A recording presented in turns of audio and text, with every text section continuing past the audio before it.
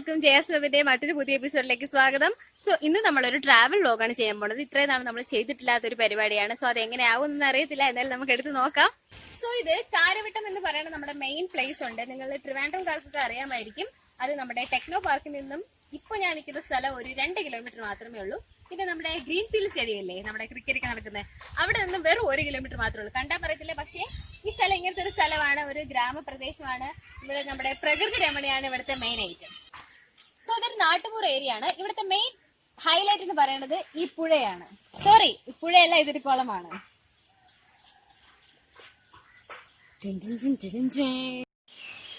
ഇപ്പോൾ നിങ്ങൾ കണ്ടുകൊണ്ടിരിക്കുന്നത് നീലത്താമരയാണ്. സോ ഈ കുളത്തിന്റെ പ്രത്യേകത, ഇവിടെ കുറെ നീലത്താമര സീസൺ ആകുമ്പോൾ ഇങ്ങനെ പിടിക്കുന്നതായിരിക്കും. ഇപ്പൊ നമുക്ക് ഈ ഒരു വ്യൂവിൽ നിന്ന് ഈ ഒരു നീലത്താമരനെ മാത്രമേ ഫോക്കസ് ചെയ്യാൻ പറ്റുന്നുള്ളൂ. ഇനി പോകെ പോകെ നമ്മൾ ഇവിടുത്തെ ബാക്കി സംഭവങ്ങളെല്ലാം നിങ്ങൾക്ക് കാണിച്ചു തരാം.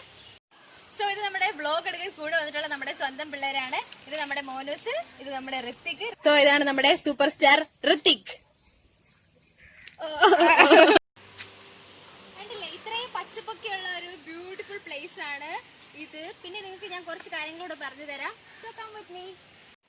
ഇവിടെ ആക്ച്വലി ഇങ്ങനെ കുറച്ച് കാട് കയറിയിട്ടുണ്ട് 2 സൈഡിൽ. ഇല്ലെങ്കിൽ ഈ ഒരു വഴി എന്ന് പറഞ്ഞാൽ കുറച്ചുകൂടെ വീതിയുള്ളൊരു വഴിയായിരുന്നു. അപ്പൊ നമുക്ക് ഇവിടുന്ന് ഡയറക്റ്റ് ഈ പുഴ ഈ കുളമൊക്കെ കാണാൻ പറ്റും, ഡയറക്റ്റ് കാണാൻ പറ്റുമായിരുന്നു. പക്ഷെ ഇപ്പൊ കുറച്ച് വീതി കുറഞ്ഞിട്ടുണ്ട്. സോ എന്തെങ്കിലുമൊക്കെ ഷൂ ഇവിടെ കാണാനുള്ള സാധ്യതയുണ്ട്.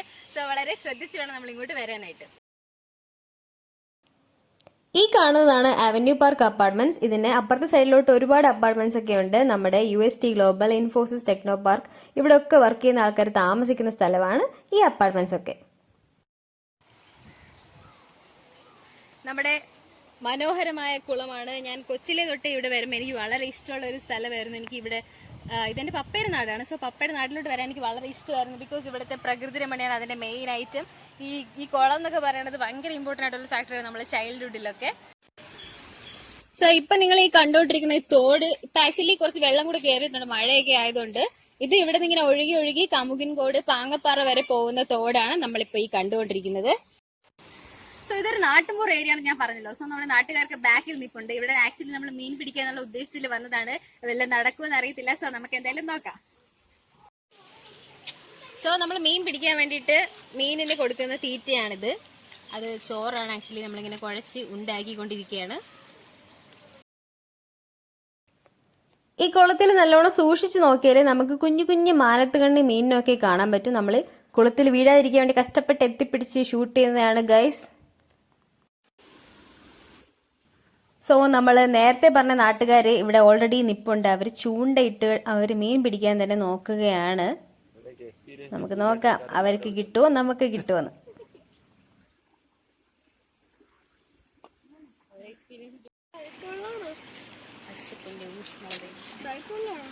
അഴിക്കോളല്ല, നല്ല വെള്ളം തന്നെ, പക്ഷേ ആഴമുണ്ട്. അതുകൊണ്ട് നമുക്ക് അങ്ങോട്ട് ഇറങ്ങാൻ പറ്റില്ല കേട്ടോ. സോ നമ്മൾ ഫിഷ് ഫുഡും മൈദാമാവും ഗോതമ്പാവും കൂടെ മിക്സ് ചെയ്തിട്ട് മീനിന് തിന്നാൻ കൊടുക്കാൻ പോവുകയാണ്. ഇങ്ങനെയെങ്കിലും മീൻ ചൂണ്ടയിൽ കോർക്കുമെന്ന് നമ്മൾ വിശ്വസിക്കുന്നു.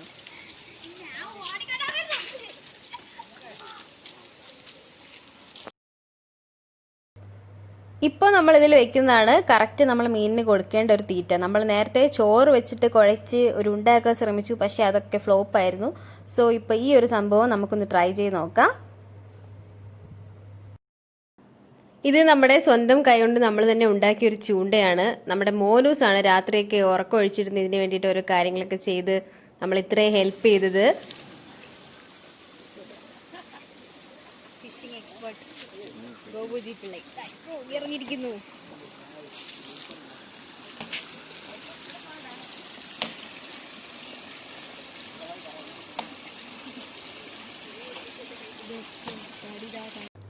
സോ മാറി മാറി നമ്മൾ ചൂണ്ടയിട്ട് തകർക്കുകയാണ് ഗൈസ്. ഇപ്പോൾ ചൂണ്ടയിട്ടുകൊണ്ടിരിക്കുന്നത് നമ്മുടെ മോനൂസാണ്. ഇനി ഇവർ ചൂണ്ടയിടുന്ന സമയത്ത് നമുക്ക് ഈ കുളത്തിന്റെ ചുറ്റും ഒന്ന് കണ്ടിട്ട് വരാം. ബാക്കി സാധനങ്ങളെ കാണിക്കണേ. പപ്പായ, നമ്മുടെ കുളവും പ്രകൃതി രമണിയും പച്ചപ്പുമാണ് നിങ്ങളിപ്പോൾ കണ്ടുകൊണ്ടിരിക്കുന്നത്. കൊക്കല്ല, താറാവ്. സൂം ചെയ്തിട്ട് ഇത്ര പറ്റുള്ള ഗൈസ്. നിങ്ങൾ സൂക്ഷിച്ച് നോക്കി അവിടെ ഒരു കുളക്കോഴിയെ കാണാൻ പറ്റും. ഇപ്പൊ പൊങ്ങിയായിരുന്നു. ഇപ്പൊ പൊങ്ങി.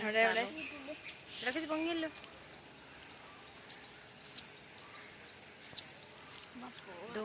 അവിടെ ഇല്ലടാ, വീഡിയോ എടുക്കട്ടെ. നമ്മുടെ നീലത്താമരക്കുളമാണ്. നീലത്താമരയുടെ ഇടയിലൊരു കറുത്ത തല നിങ്ങൾ കാണുന്നുണ്ടെങ്കിൽ അതാണ് കുളക്കോഴി. ഇതിൽ അവിടെ പൊങ്ങിയത് അവിടെ പൊങ്ങുന്നുണ്ട് ഇടയ്ക്ക്, കണ്ട.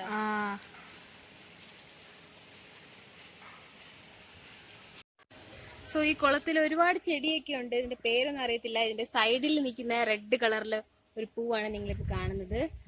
പിന്നെ അതിന്റെ ബാക്കിൽ നമ്മളെ നീലത്താമര കുളമൊക്കെ ഉണ്ട്.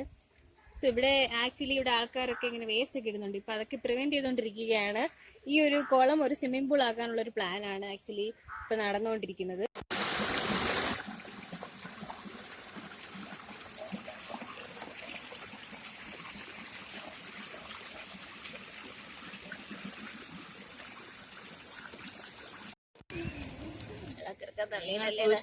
ചിലപ്പോൾ നമ്മൾ ഫിഷ് ഫുഡ് ഇട്ട് കൊടുത്തപ്പോൾ കുഞ്ഞു കുഞ്ഞു മാനത്ത് കണ്ണി വന്ന്, കുഞ്ഞു മീനാണ്, അത് കാണാൻ പറ്റത്തില്ല, അത് വന്ന് ഇങ്ങനെ കൊത്തി തിന്നുന്നുണ്ട്. നിങ്ങൾക്ക് കാണാൻ പറ്റുമെന്ന് എനിക്കറിയാൻ വയ്യ.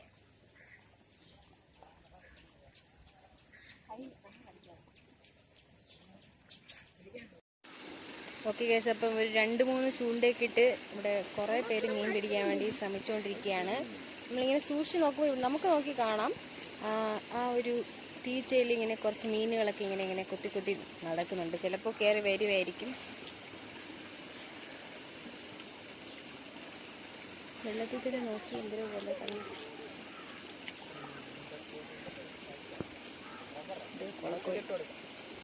തന്നെ സാധനം അറിയാൻ നോക്കിയാണ്. ഇതിലെന്തോന്നാ പറയാലോ ഇങ്ങനെ വരുന്നതിന് ചൈഡ. ഇതിലൊരു സാധനം ഇങ്ങനെ വന്നോണ്ടിരിക്കുകയാണ്. സോ ഗൈസ്, അവർക്ക് കിട്ടിയില്ല, നമുക്ക് കിട്ടിയില്ല, മീനൊന്നും കിട്ടിയില്ല. ഇവർക്ക് നേരത്തെ ഒരെണ്ണം കിട്ടിയെന്ന് പറഞ്ഞത് അവർ ഫ്രൈ ആക്കാൻ വെച്ചതാണ് കേട്ടത്. സോ നമുക്ക് എന്തായാലും മീൻ കിട്ടിയില്ല. സാരമില്ല, ഇനി ചിലർക്ക് ശരിയാവും, ചിലർക്ക് ശരിയാവില്ലല്ലോ, അതുകൊണ്ട് കുഴപ്പമില്ല. സോ ഇതാണ് നമ്മുടെ ദേവൂട്ടി, നമ്മുടെ ഇവിടെ വ്ലോഗ് എടുക്കാൻ വന്ന ദേവൂട്ടിയാണ്. സോ മീനിനെ കിട്ടിയില്ലെങ്കിൽ നമുക്കൊരു ഗോൾഡ് ഫിഷിനെ കിട്ടിയിട്ടുണ്ട്, അതാണ് നമ്മുടെ ദേവൂട്ടി. സോ എന്തായാലും അങ്ങനെ മീൻ കണ്ടില്ല എന്ന് പറഞ്ഞ് നമ്മൾ വിഷമിക്കേണ്ട കാര്യമില്ല. നമ്മുടെ കെയർ ടേക്കറായ നമ്മുടെ ഗോപു ചേട്ടന്റെ സ്വന്തം ഫിഷ് ഫാമിലേക്കാണ് നമ്മൾ അടുത്തായിട്ട് പോകാൻ പോകുന്നത്. പിന്നെ അവിടെ കുറെ ടൈപ്പ് ഓഫ് മീനുണ്ട്, മുയലുണ്ട്. സോ നമുക്ക് അതിനെല്ലാത്തിനും വേണ്ടി കണ്ടിട്ട് വരാം.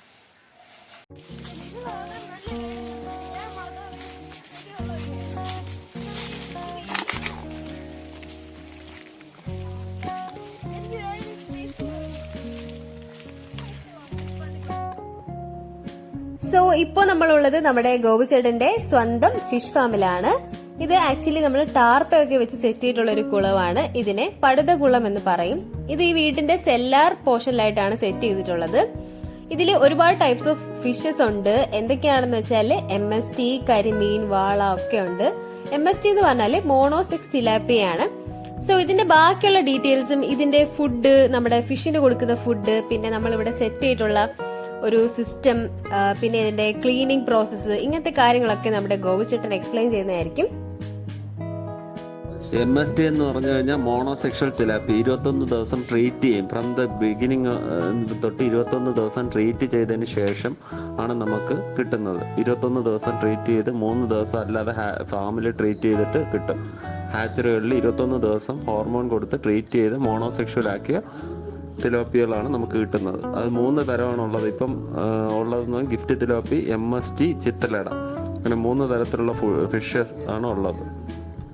അതിൽ ഗവൺമെൻറ്റിൻ്റെ ഹാച്ചറികളിൽ കിട്ടുന്നതാണ് ഗിഫ്റ്റ് തിലോപ്പി. MST എന്ന് പറയുന്നത് നോർമലി അവൈലബിൾ ആയിട്ടുള്ളത്. ചിത്തലട എന്ന് പറഞ്ഞാൽ ഇപ്പോൾ ലേറ്റസ്റ്റ് ആയിട്ടുള്ള ഇതിലുള്ള തിലോപ്പിയാണ്. MSTയും ഗിഫ്റ്റും ചിത്തലട എന്ന് പറയുന്നത് സാധാരണ നോർമൽ തിലോപ്പി ആണെങ്കിൽ ഗ്രോത്ത് വളരെ കുറവായിരിക്കും. ബ്രീഡിങ്ങിന് അതിനായിട്ട് പോകുമ്പോഴത്തേക്ക് 200 ഗ്രാമൊക്കെ ആകുമ്പോഴത്തേക്കും മീൻ ബ്രീഡിങ്ങിലോട്ട് പോകും. ഇത് ബ്രീഡിങ്ങിലോട്ട് പോകത്തില്ല. എല്ലാത്തിൻ്റെയും മോണോസെക്ഷൽ ആക്കിയത് കൊണ്ട് ബ്രീഡിങ്ങിലോട്ട് പോകത്തില്ല. 6 മാസം to 8 മാസം വരെ ബ്രീഡിങ്ങിൽ പോകത്തില്ല. അതുകൊണ്ട് തന്നെ അതിൻ്റെ ഗ്രോത്തും വളരെ കൂടുതലായിരിക്കും. പിന്നെ ഫുഡിൻ്റെ കാര്യമാണെന്നുണ്ടെങ്കിൽ നമ്മൾ സ്റ്റാർട്ടേഴ്സ് 0.5 തൊട്ട് 4 mm വരെയുള്ള ഫുഡ്സ് അവൈലബിൾ ആണ്. അതിൽ സ്റ്റാർട്ടിംഗ് ആയിട്ട് 0.5 mm ഫുഡാണ് നമ്മൾ കൊടുക്കുന്നത്. അതിൽ പ്രോട്ടീൻ കണ്ടൻറ്റ് കൂടുതലായിരിക്കും.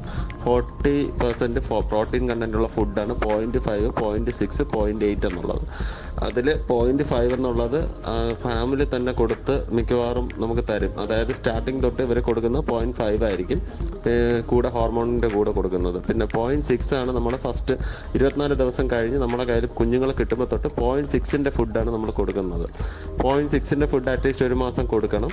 അത് കഴിഞ്ഞ് 0.8 ഒരു 2 മാസമെങ്കിലും കൊടുക്കണം. പിന്നെ ഗ്രാജുവലിയാണ് ഇൻക്രീസ് ചെയ്യേണ്ടത്. അല്ല ഒറ്റയടിക്ക് നമ്മൾ 0.8 നിന്ന് 1.2 അല്ലെങ്കിൽ പിന്നെ 1.2 അങ്ങനെ മാറ്റാൻ പാടില്ല. കറക്റ്റായിട്ട് ആ നോർമലി ഉള്ള പ്രോട്ടീൻ കൊടുത്താൽ മാത്രമേ ഫുഡ് കറക്റ്റായിട്ട് എടുത്തിട്ട് മീനിന് സൈസ് വയ്ക്കത്തുള്ളൂ, വെയിറ്റും വയ്ക്കത്തുള്ളൂ. ട്രീറ്റ്മെൻറ്റ് ആണെന്നുണ്ടെങ്കിൽ നമ്മൾ ഇവിടെ വച്ചേക്കുന്നത് കോയിക്കാർ ഫിൽട്രേഷൻ സിസ്റ്റം എന്ന് പറയുന്ന ഒരു നോർമൽ ഫിൽട്രേഷൻ സിസ്റ്റമാണ്. അതിൽ യൂസ് ചെയ്തിരിക്കുന്നത് പറഞ്ഞാൽ 2 ഡ്രമ്മുണ്ട്. 2 ഡ്രമ്മിൻ്റെ അകത്ത് വെള്ളം സബ്മേഴ്സിബിൾ പമ്പ് വഴി നമ്മൾ അടിയിൽ നിന്ന് എടുത്ത് നേരെ ഫസ്റ്റ് ഡ്രമ്മിൻ്റെ അകത്തൊരു കുട്ടയുണ്ട്. ആ കുട്ടയ്ക്കകത്താണ് വെള്ളം ചെന്ന് വീഴുന്നത്. അതിൻ്റെ മുകളിൽ ചല്ലി ഇട്ടിട്ടുണ്ട്. ഗ്രാവലിൻ്റെ ഇടേണ്ട ഗ്രാവൽ കിട്ടാനില്ലാത്തതുകൊണ്ട് ചല്ലിയാണ് ഇട്ടേക്കുന്നത്. അതിൻ്റെ മുകളിൽ മെഷാണ്. അപ്പോൾ ഈ അഴുക്ക് ഇതിൻ്റെ താഴത്തെ കുട്ടയിൽ നിന്ന് എന്തെങ്കിലും പൊങ്ങി വരാണെങ്കിൽ ചല്ലിയിൽ നിൽക്കും. ചല്ലിയിൽ നിന്ന് പിന്നെ മെഷീൻ കഴിഞ്ഞിട്ട് പിന്നെ അതിൽ നിന്ന് വെള്ളം ഓവർഫ്ലോ ആയി വരുന്ന വെള്ളമാണ് അടുത്ത ഡ്രമ്മിൽ പോകുന്നത്. അടുത്ത ഡ്രമ്മിലും താഴെ ഒരു കുട്ടയുണ്ട്. ആ കുട്ടയുടെ അടിയിൽ മേളിൽ കരിയുണ്ട്, ചാർക്കോൾ, നോർമൽ ചാർക്കോളാണ് ഇട്ടേക്കുന്നത്. അതിൻ്റെ മുകളിൽ നമ്മൾ കക്കയാണ് ഇട്ടേക്കുന്നത്. നീറ്റ് കക്കയല്ല, വെറും കക്കത്തോടാണ്. ഈ കക്കത്തോടിൻ്റെ ഉപയോഗം എന്ന് പറഞ്ഞാൽ വെള്ളത്തിൻ്റെ അകത്ത് അമോണിയയുടെ അംശം എങ്ങനെ ഉണ്ടാവുകയാണെന്നുണ്ടെങ്കിൽ കക്കയ്ക്കകത്തൊരു ബാക്ടീരിയ ഉണ്ടാവും. ആ ബാക്ടീരിയ ഈ അമോണിയ തിന്നാണ് ജീവിക്കുന്നത്. അതുകൊണ്ട് ആ ബാക്ടീരിയ ഇതിൻ്റെ അകത്ത് അമോണിയ ഉണ്ടാകുന്നതിനെല്ലാം തിന്നിട്ട് നമുക്ക് നോർമൽ നല്ല വെള്ളമാണ് നമ്മൾ വെള്ളം തിരിച്ചു ചെന്ന് വീഴുന്നത്. എയറേഷൻ്റെ കാര്യം പറയുകയാണെന്ന് നമ്മളിവിടെ യൂസ് ചെയ്തിരിക്കുന്ന HAP 80 എന്ന് പറയുന്ന എയറേഷനാണ്. അതായത് 80 ലിറ്റേഴ്സ് പെർ മിനിറ്റ്, അങ്ങനെയാണ് അതിൻ്റെ കണക്ക്. 80 ലിറ്റേഴ്സ് പെർ അവർ, അതാണ് അതിൻ്റെ കണക്ക്. 80 ലിറ്റേഴ്സ് പെർ അവർ ആണ് അതിൻ്റെ കണക്ക്. കറക്റ്റായിട്ട് ഫുൾ എയറേഷൻ. വെള്ളത്തിന് റെക്റ്റാങ്കിൾ ആയതുകൊണ്ട് വെള്ളത്തിന് അനക്കം കിട്ടാൻ പാടാണ്. അതുകൊണ്ട് തന്നെ എല്ലാ സൈഡിലും നമ്മൾ എയറേഷൻ ഇട്ടേക്കുന്നത്. കാരണം അനക്കം കിട്ടാതിരുന്നാൽ അവിടെ അഴുക്കടിഞ്ഞു കൂടാനുള്ള ചാൻസ് കൂടുതലാണ്. അതുകൊണ്ട് നമ്മൾ എയറേഷൻ ഇട്ടേക്കുന്നത്. 24 hours എയറേഷൻ ഇപ്പോൾ ഓണാണ്. ഓഫ് ചെയ്തിട്ടെന്നും പറഞ്ഞ് ഇപ്പം ബയോഫ്ലോക്കിലൊക്കെ നമ്മൾ കാണുന്നതെന്ന് പറഞ്ഞാൽ അതിൻ്റെ അകത്ത് ഫ്ലോക്ക് കിടന്നു കഴിഞ്ഞാൽ എന്താണ് പറ്റിയതെന്ന് എല്ലാവർക്കും അറിയാം. ഫ്ലോക്ക് കിടന്നു കഴിഞ്ഞാൽ മീനിൻ്റെ എയറേഷൻ ഇല്ലാതെ കിടന്നു കഴിഞ്ഞാൽ മീനിന് 20 to 30 മിനിറ്റ്സിനകത്ത് മീൻ മരിക്കുന്ന ഒരവസ്ഥയിലോട്ട് എല്ലാ സ്ഥലത്തും പോകുന്നുണ്ട്. അതുകൊണ്ട് ബയോഫ്ലോക്കിലോട്ട് നമ്മളിവിടെ ആണെങ്കിൽ ഒരു 6 മണിക്കൂർ 7 മണിക്കൂർ വരെ കറണ്ട് ഇല്ലാതിരുന്ന് നിൽക്കുന്ന അവസ്ഥ ഉണ്ടായിരുന്നിട്ടുണ്ട്. ബട്ട് മീനുകൾക്കൊന്നും ഒരു പ്രശ്നം വന്നിട്ടില്ല. 7 അല്ല, അതിൽ കൂടുതൽ പോയുള്ള സമയങ്ങളും ഉണ്ട്. ബട്ട് മീനിന് കുഴപ്പമൊന്നും ഇല്ലായിരുന്നിട്ടുണ്ട്. സോ ഇതൊക്കെയാണ് നമ്മുടെ ഫിഷ് ഫാമിന്റെ ഡീറ്റെയിൽസ്. എല്ലാം വളരെ കൃത്യമായിട്ട് തന്നെ ഗോപുചേട്ടൻ പറഞ്ഞിട്ടുണ്ട്. സോ ഗോപുചേട്ടന്റെ ഒരു പാഷനാണ് ഈ മീൻ വളർത്തലും പിന്നെ പെറ്റ്സിനും ഒക്കെ വളർത്തുക എന്നൊക്കെ ഉള്ളത്. പുള്ളി ഒരു ആക്ച്വലി ഇൻഫോസിസിലാണ് വർക്ക് ചെയ്യുന്നത്. ആൻഡ് ഗോപുചേട്ടന്റെ മക്കളാണ് നമ്മൾ നേരത്തെ കാണിച്ചിട്ടുള്ള മോനൂസും ദേവൂട്ടിയും. ഇത്രയും വർക്കിന്റെ ഒക്കെ ഇടയിലാണ് സമയം കണ്ടെത്തി ഈ ഫിഷ് ഫാമിന് വേണ്ടിയിട്ടൊക്കെ ടൈം സ്പെൻഡ് ചെയ്യുന്നത്. ആൻഡ് നിങ്ങൾക്ക് ഇൻട്രസ്റ്റ് ഉണ്ടെങ്കിൽ ഇതുപോലെ ഒരു ഫിഷ് ഫാം ഒക്കെ വളരെ സിമ്പിൾ ആയിട്ട് തന്നെ തുടങ്ങാവുന്നേ ഉള്ളൂ. ഇതിപ്പം കുറച്ച് കാലമായിട്ടുള്ളൂ. ഇതിനകത്തൊരു 600ഓളം മീനുകളൊക്കെ ഉണ്ട്.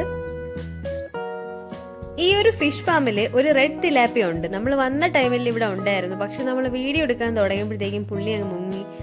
അങ്ങനെ പെട്ടെന്നൊന്നും പിടികൊടുക്കത്തില്ല. അങ്ങനെ ഈ റെഡ് തിലാപ്പിയനെ കാണാൻ നമ്മൾ ഒരുപാട് സമയം ഇവിടെ സ്പെൻഡ് ചെയ്തു.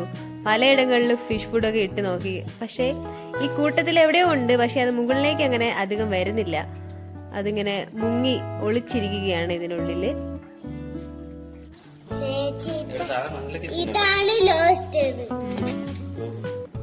സോ ഇത് നമ്മുടെ ഗോപുചേട്ടന്റെ ലോബ്സ്റ്റേഴ്സ് അക്വേറിയം ആണ്. ഇതിനുള്ളില് ലോബ്സ്റ്റേഴ്സും ഉണ്ട്, പിന്നെ ഷ്രിമ്പും ഉണ്ട്. ഇപ്പൊ ഈ 2 ലോബ്സ്റ്റേഴ്സ് ഒരു ചെറിയ ഫൈറ്റ് മൂഡിലാണ് നിൽക്കുന്നത്. ഇതിന്റെ സ്കിന്നൊക്കെ കാണാൻ തന്നെ ഭയങ്കര ബ്യൂട്ടിഫുൾ ആണ്. നമ്മൾ ഈ ക്യാമറയിൽ കാണുന്നതിനെക്കാട്ടിലും നമ്മൾ നേരിട്ട് കാണുമ്പോൾ ഒത്തിരി കൂടെ അറിയാൻ പറ്റും. നല്ല ബ്യൂട്ടിഫുൾ ആയിട്ടുള്ള ഒരു സ്കിന്നാണ് ഇതിനുള്ളത്.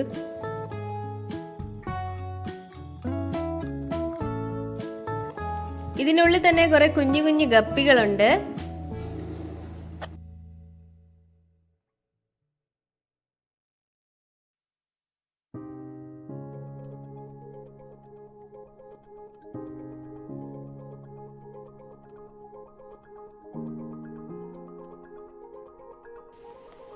ഈ ലോബ്സ്റ്റർ ഇപ്പോൾ തിരിഞ്ഞാണ് നടക്കുന്നത്. ഇത് ആക്ച്വലി ഇതിന് എല്ലാ ഡയറക്ഷനിലും നടക്കാൻ പറ്റും. അതിന് ഇഷ്ടമുള്ള പോലെ അങ്ങോട്ടും ഇങ്ങോട്ടും ഒക്കെ ഇത് നടക്കുന്നതാണ്. ഈ ലോബ്സ്റ്ററിന്റെ അടുത്തൊരു കുഞ്ഞു ഗപ്പി വന്നിരിപ്പുണ്ട്. ഇതിനെല്ലാത്തിനും കൂടെ കോമൺ ഫുഡ് തന്നെയാണ് കൊടുക്കുന്നത്. ഇതുപോലെ ഒരു ലോബ്സ്റ്റർ അക്വേറിയം ഒക്കെ നമുക്ക് വീട്ടിൽ സെറ്റ് ചെയ്യാൻ വളരെ എളുപ്പമാണ്. ഈ ലോബ്സ്റ്റേഴ്സ് ഒക്കെ നമുക്ക് ഈസിലി അവൈലബിൾ ആയിട്ട് ഉണ്ട്. ഇതിനെക്കുറിച്ച് കൂടുതൽ ഡീറ്റെയിൽസ് ഒക്കെ അറിയണമെന്നുണ്ടെങ്കിൽ നമ്മുടെ ഗോപു ചേട്ടന്റെ കോൺടാക്ട് നമ്പർ താഴെ ഡിസ്ക്രിപ്ഷൻ ബോക്സിൽ വെക്കുന്നതായിരിക്കും. സോ അതിനകത്തൊന്ന് കോൾ ചെയ്ത് ചോദിച്ചാൽ മതി. ഇതൊക്കെ നമ്മൾ പന്തളത്തു നിന്നാണ് ആക്ച്വലി ഈ ലോബ്സ്റ്റേഴ്സിനൊക്കെ വാങ്ങിയിട്ടുള്ളത്. ഈ ലോബ്സ്റ്റേഴ്സ് വളരും തോറും അവരുടെ ഷെല്ല് റിമൂവ് ചെയ്യും. ഷെല്ല് എങ്ങനെയാണ് റിമൂവ് ചെയ്യുന്നതെന്ന് വെച്ചാൽ ഒരേ മനുഷ്യൻ ഷർട്ട് ഊരുന്ന അതേപോലെ തന്നെയാണ് ഒരു ലോബ്സ്റ്റർ ഷെല്ല് റിമൂവ് ചെയ്യുന്നത്. ഇത് വളരും തോറും ഓരോ സ്റ്റേജിലാണ് അത് റിമൂവ് ചെയ്യുന്നത്. അങ്ങനെ റിമൂവ് ചെയ്തിട്ടുള്ളതാണ് നമ്മൾ ഈ കാണുന്ന ലൈറ്റ് ബ്ലൂ കളർ ലോബ്സ്റ്റർ. ഈ ലോബ്സ്റ്റേഴ്സിനായിട്ട് സ്പെഷ്യൽ ഫുഡൊക്കെ ഉണ്ട്. പക്ഷെ നമ്മൾ മറ്റേ ഫിഷിന് കൊടുത്ത ഫുഡ് കൊടുത്താലും ഇത് കഴിച്ചോളും. ഇതിൽ ഒത്തിരി നേരം നോക്കിയിരുന്നാൽ ഇവർ തമ്മിലുള്ള ഇന്ററാക്ഷൻസ് ഒക്കെ കാണാൻ പറ്റും നമുക്ക്. ഇവർ ഇടയ്ക്കിടയ്ക്ക് ഇങ്ങനെ അടികൂടാനൊക്കെ വരുന്നുണ്ട്. പക്ഷെ അങ്ങനെ വലിയ അടിയൊന്നും ഇതുവരെ നമ്മൾ കണ്ടില്ല. ഈ 2 ലോബ്സ്റ്റേഴ്സിന്റെ ഇടയ്ക്കായിട്ടൊരു കുഞ്ഞു ഗപ്പി വരുന്നുണ്ട്. അത് ഇവരുടെ കൂടെ തന്നെ മിങ്കിൾ ചെയ്തിട്ടൊക്കെയാണ് എപ്പോഴും ഇരിക്കുന്നത്. സോ അടിയൊന്നും വേണ്ടെന്ന് പറഞ്ഞാൽ നമ്മുടെ ക്രേ ഫിഷ് തിരിച്ചു പോവുകയാണ് ഗൈസ്.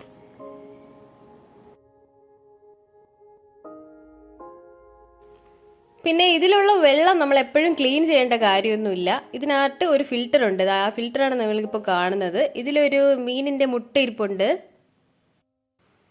സോ ഈ ഫിൽറ്റർ തന്നെ എപ്പോഴും വാട്ടറിന്റെ ക്ലീനിങ് പ്രോസസ്സ് നോക്കുന്ന കാരണം നമുക്ക് വെള്ളം എപ്പോഴും ഇതിനകത്ത് മാറ്റേണ്ട ആവശ്യമൊന്നുമില്ല. ഒരുപാട് നാളൊക്കെ നിൽക്കുന്നതായിരിക്കും. സോ നമ്മൾ വീഡിയോ എടുക്കുന്നത് മനസ്സിലായിട്ട് ഒരു ലോബ്സ്റ്റർ ഇങ്ങനെ ക്യാമറയുടെ ഫ്രണ്ടിൽ തന്നെ വന്ന് നിപ്പുണ്ട്. വലിയ പോസിംഗ് ഒക്കെയാണ് ചെയ്യുന്നത്. റാമ്പ് വാക്ക് ചെയ്ത് നമ്മളെ കാണിക്കുകയാണ് അതിന്റെ ബ്യൂട്ടിഫുൾ ആയിട്ടുള്ള സ്കിൻ. ഈ ലോബ്സ്റ്റേഴ്സിനൊക്കെ 8 കാലാണുള്ളത്. പിന്നെ അതിന്റെ ഫ്രണ്ടിലുള്ള പിൻസേഴ്സിനെ കൂടെ ലെഗായിട്ട് കൺസിഡർ ചെയ്തിട്ട് ബയോളജിക്കലി ഇതിന് 10 ഫൂട്ട്സ് ഉണ്ടെന്നാണ് പറയപ്പെടുന്നത്. പിന്നെ നമ്മുടെ സ്നെയിൽസിനെ സ്പൈഡേഴ്സിനെ പോലെ തന്നെ ഈ ലോബ്സ്റ്റേഴ്സിന് ബ്ലൂ കളർ ബ്ലഡ് ആണുള്ളത്. ഒരു ഓഷനിലോ അല്ലെങ്കിൽ ലോബ്സ്റ്റേഴ്സിൻ്റെതായിട്ടുള്ള ഒരു വൈൽഡ് അറ്റ്മോസ്ഫിയറിലോ ആണെന്നുണ്ടെങ്കിൽ ഇവരൊരു 45 മുതൽ 50 വർഷം വരെ ജീവിക്കുന്നതായിരിക്കും. പിന്നെ ഇതിപ്പോൾ നമ്മൾ വീട്ടിൽ വളർത്തുന്നതായതുകൊണ്ട് അതിൻ്റെതായ കുറച്ച് ലിമിറ്റേഷൻസ് ഒക്കെ ഉണ്ട്. സോ നമുക്കത് ഇതിന്റെ ഏജ് ഡിറ്റർമിൻ ചെയ്യാൻ കുറച്ച് ഡിഫിക്കൽട്ട് ആയിരിക്കും. ഈ ലോബ്സ്റ്റേഴ്സ് ഏജ് കൂടുന്നതനുസരിച്ചിട്ടാണ് അതിന്റെ ഫെർട്ടിലിറ്റി കൂടി വരുന്നത്. ഞാൻ നേരത്തെ പറഞ്ഞ പോലെ ഇത് ഷെല്ല് റിമൂവ് ചെയ്യുന്നതനുസരിച്ച് ഇത് വലുതായിക്കൊണ്ടേയിരിക്കും. ഇതിപ്പോ ആക്ച്വലി ഇനിയും ഒത്തിരി വലുതാവാനുള്ള ലോബ്സ്റ്റേഴ്സ് ആണ് ഇതിനുള്ളിൽ ഇരിക്കുന്നത്. ഈ ബ്ലൂ കളർ ലോബ്സ്റ്ററിന്റെ യഥാർത്ഥ പേര് ഇലക്ട്രിക് ബ്ലൂ ക്രേ ഫിഷ് എന്നാണ്. ഇതിന് നമ്മൾ എളുപ്പത്തിന് വേണ്ടി ബ്ലൂ ലോബ്സ്റ്റർ എന്ന് പറയേണ്ടതാണ്. പക്ഷെ പറയാതിരിക്കാൻ പറ്റത്തില്ല. ഇതെന്ന് പറഞ്ഞാൽ ഭയങ്കര ഗോർജിയസ് ആയിട്ടുള്ള ഒരു ഫിഷാണ്. നമുക്ക് പെട്ടെന്ന് തോന്നിയത് നാച്ചുറൽ കളർ അല്ല എന്ന്. പക്ഷെ അത് നാച്ചുറലി ഉള്ളൊരു ബ്യൂട്ടിഫുൾ കളറാണ്. ആൻഡ് ഇതെന്ന് പറഞ്ഞാൽ നമ്മളൊരു ഫ്രഷ് വാട്ടർ അക്വേറിയത്തിൽ വെക്കാൻ പറ്റിയ ഒരു മോസ്റ്റ് കളർഫുൾ ക്രീച്ചർ തന്നെയാണ്. ഈ ലോബ്സ്റ്ററിന് ഇത്രയും ഭംഗിയുള്ള ഒരു ബ്ലൂ കളർ കിട്ടുന്നത് ആക്ച്വലി ഇതിന്റെ ഒരു പർട്ടിക്കുലർ ജീനിന്റെ കുറവ് കൊണ്ടാണ്. ഈ ബ്ലൂ ലോബ്സ്റ്റേഴ്സ് നമ്മളെ ടാങ്കിനെ ക്ലീൻ ആയിട്ട് വെക്കാനും ഫ്രീ ഓഫ് വേസ്റ്റ് ആയിട്ട് വെക്കാനും ഒത്തിരി ഹെൽപ്പ് ചെയ്യുന്നുണ്ട്. ഈ ലോബ്സ്റ്ററിന്റെ ഷെല്ല് റിമൂവ് ചെയ്യുന്ന കാര്യം നമ്മൾ പറഞ്ഞല്ലോ. അതായത് അതിന്റെ പുറത്തുള്ള എക്സോ സ്കെലറ്റൺ ആണ് ഇത് റിമൂവ് ചെയ്യുന്നത്.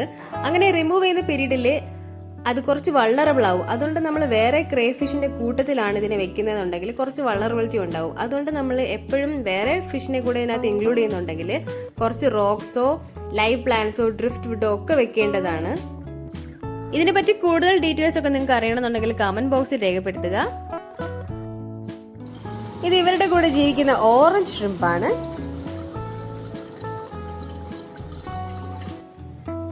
ഇത് ഗോവുചേട്ടന്റെ മുയലാണ്. ഇവിടെ ആക്ച്വലി കുറച്ച് മുയലുകളുണ്ട്. പക്ഷെ 1-2 എണ്ണം പ്രഗ്നന്റ് ആണ്. അതുകൊണ്ട് നമ്മൾ അങ്ങോട്ട് അതിനെ ഡിസ്റ്റർബ് ചെയ്യാനായിട്ട് പോയില്ല.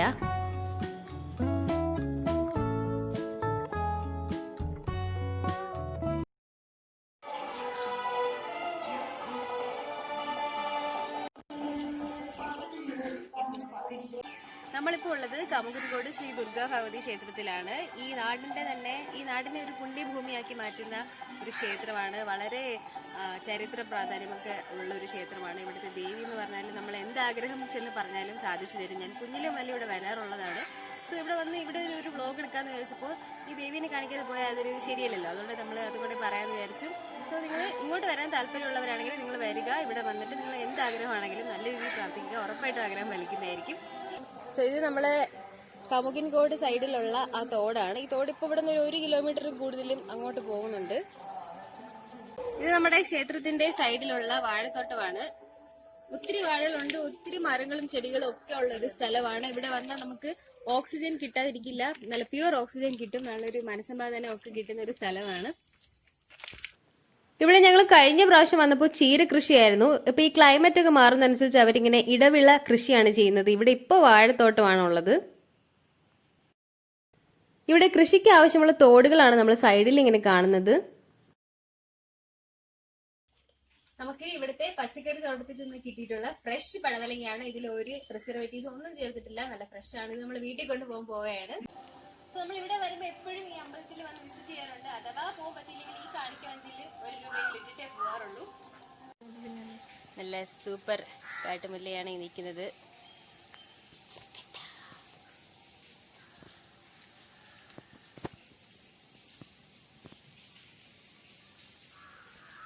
ഇപ്പൊ നിങ്ങൾ ഈ കാണുന്ന പടിക്കെട്ടുകളുണ്ടല്ലോ, പണ്ട് ഇവിടെ ഫുള്ള് ചെളിയൊക്കെ ആയിട്ട് മണ്ണ് തന്നെ ഫോം ചെയ്ത സ്റ്റെപ്സ് ആയിരുന്നു. അതായത് നമുക്ക് നടന്നു പോകണമെങ്കിൽ കുറച്ച് ബുദ്ധിമുട്ടായിരുന്നു. പക്ഷെ ഇവിടെ ഉള്ളവരൊക്കെ അതിന് എക്സ്പേർട്സ് ആണല്ലേ, അങ്ങനെയൊക്കെ നടന്നിട്ട് ഇപ്പൊ ഈ ഇടയ്ക്കാണ് നമ്മളിവിടെ പടിക്കെട്ടൊക്കെ സ്ഥാപിച്ചത്. അപ്പൊ നമ്മള് തിരിച്ചു പോകാൻ പോവുകയാണ്. അപ്പൊ ഇവിടെ നല്ല ഒരു ചെറിയ മഴ പെയ്യുന്നുണ്ട്. നമ്മുടെ കുളത്തിലൊക്കെ ഇങ്ങനെ വെള്ളം പെയ്യുന്നത് നമുക്ക് കാണാൻ പറ്റുന്നില്ലേ.